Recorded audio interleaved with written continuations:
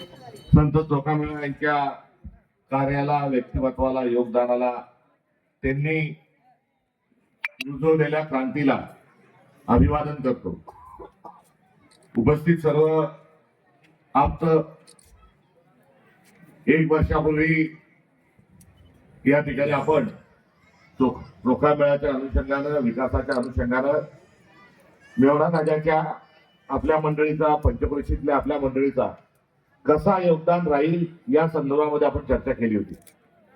उठसूट शासनाकडे बोट दाखवणं, सरकार काही करत नाही म्हणून टीका करणं आणि तुम्हालाही चेतवणं, या भूमिकेला बाजूला सारत या मातीत, या चोखोबासाठी आपण काय करू शकतो या संदर्भात मी आपल्या सगळ्यांशी संवाद साधला होता. आणि संवाद साधत असताना चोखोबाचं नाव आल्यावर कोणी नाही म्हणत नाही, मात्र आपल्याला चोखोबाची आठवण 14 जानेवारीलाच येते. 14 जानेवारीच्या 8 दिवस आधी, 2 दिवस नंतर, मग पुढं वर्षभर आपल्याला काही चोखोबाशी घेणं देणं नसतं. ही भूमिका मी मांडत असताना इथल्या उणेपणाची जबाबदारी मी स्वतः डॉक्टर साहेब घेतली होती. कारण या संदर्भात मी जर आपल्याला कोणाकडे आलो तर कोणी उदाई म्हणणार नाही, कोणी अडवणारही नाही. मी योगायोगानं आपण मंत्री 2.5 वर्षाच्या काळात असताना आलो असताना, चोखोबाच्या विकासाची मिटिंग असताना तुम्ही सांगितलं की आम्हाला कोणाला काही सांगू नका, ते हर्षवर्धन आमचे प्रतिनिधी ते म्हणतील तसं करा. पुढे तो जो आराखडा होता, तो आराखडा जो पाहिजे होता, जो लोकांशी चर्चा व्हायला पाहिजे होती तसा नव्हता. त्यामुळे सविने आपण तो नाकारला. सरकार पडली, कोरोना आला, कोरोना गेला आणि तसाच राहिला. त्यामुळे पैशाचं बजेट विशेष घटक मध्ये आपल्यासाठी तरतूद उपलब्ध आहे. मंत्री देखील काही नाही म्हणणार नाही, मात्र एक संवादाचा कुठेतरी अभाव आहे. आणि तो होत असताना विद्यमान जे आमदार आहेत त्या आमदारांना आमदार म्हणताना मजा वाटते. त्याला आमदार पाहून म्हणता तो भांडतो, मात्र त्यालाही सांगत असताना आपलं पुढंच माझं त्याचंही गोड घरगुती भांडण झालं होतं. आणि त्यांनी जबाबदारी माझ्यावर टाकली होती, ती आहे त्यांनी टाकली. हा योगायोगाचा घरचा एक कुठेतरी विषय, राजकारणाच्या पलीकडचा. इथे आल्यानंतर मी कोणत्या जातीचा राहत नाही, कोणत्या धर्माचा राहत नाही, कोणत्या पक्षाचा राहत नाही. आणि हा एक आनंद एखाद्या कार्यकर्त्याच्या जीवनातला माझ्यासाठीचा आहे. या पत्रिकेमध्ये प्रदेश अध्यक्ष नावाचं मला नवीन बुरुज मला मिळालेलं आहे. या पत्रिकेत त्याचा उल्लेख नाही, याबद्दलही मी धन्यवाद देतो. कारण प्रदेश अध्यक्ष नात्यानं मला तुम्ही बोलवलं नाही, हा त्यातला अर्थ आहे. आणि मी इथे आल्यावर कोणत्याच पक्षाचा प्रतिनिधी म्हणून वागत नाही आणि मी वागत नाही, माझं मोठेपण नाही. पण एखाद्या जिल्ह्यातल्याच माणसाला नाही तर जात, धर्म, भावबंदी, पक्ष, तसं केलं, त्यानं तसं केलं, भगवानाला खोदू हसून आले. त्याच्या पलीकडे राहता येतं, हा मी एक आनंद जो आहे तो पण या ठिकाणी व्यक्त करतो. आणि तिथे सांगितलं होतं की आज तारीख सांगा आमदार, की कधी कलेक्टरकडे जायचं, याची सुरुवात कशी करायची. तारीखही ठरली. आता त्या तारखेला कलेक्टरला सर्दी आली. आता कलेक्टरचा सर्दी तापतोय तो काही जुना नाही.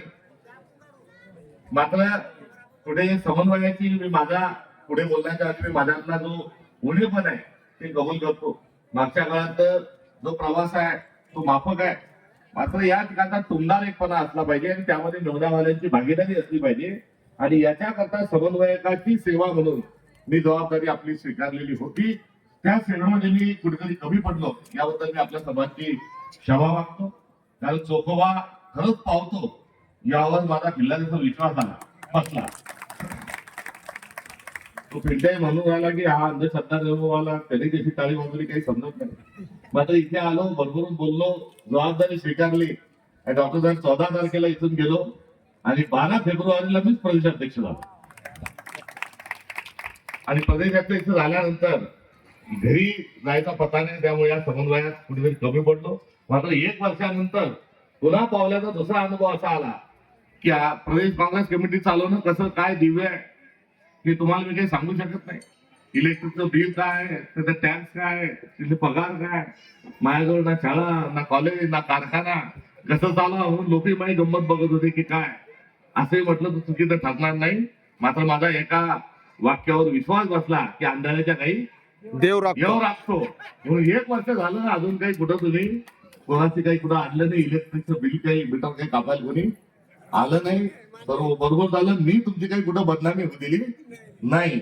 नाही तर दुकान उघडलं तर मग काय ते त्याच्यात बी तो मार्ग आपला नाही.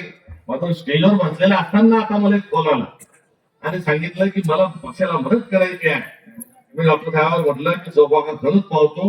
इथं आल्यावर पहिल्यांदा मदतीचा फोन आला.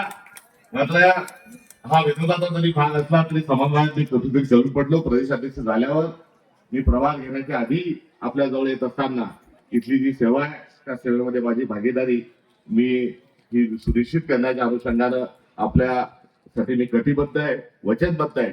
या जन्मोत्सवाचा आनंद असा आहे की इथे आपल्या सगळ्यांची उपस्थिती, सगळ्यांचे चेहरे आणि आपणही जेव्हा एखादा सण करतो तेव्हा जातीचा, धर्माचा, पंथाचा, गटाचा हे या चपला बाजूला काढून आज आपली मेवणापुरी सर्व एकत्र इथे झाली आणि मेवणापुरी वाल्यांचं आज या कार्यक्रमातला जो सहभाग आहे आणि अंतःकरणापासूनचा त्यांचा आज चेहऱ्यावरचा जो भाव आहे तो भाव बघत असताना आज 27वं वर्ष आहे. 14 जानेवारी 14 म्हणजे मकर संक्रांत 2000 सालापासून आणि 2026 पर्यंत ते आणि हे पुढचे 27 वर्ष अविरत न थांबता हा जन्मोत्सव या ठिकाणी साजरा होत आहे. आणि आज चोखोबांना जो आनंद झाला असेल आपल्या सगळ्यांच्या सहभागातून हा यापूर्वी झाला नसेल. त्याबद्दल मी सर्वात जास्त अभिनंदन मी मेवणा राजा मेवणापुरी वासियांचं सर्वांचं करतो.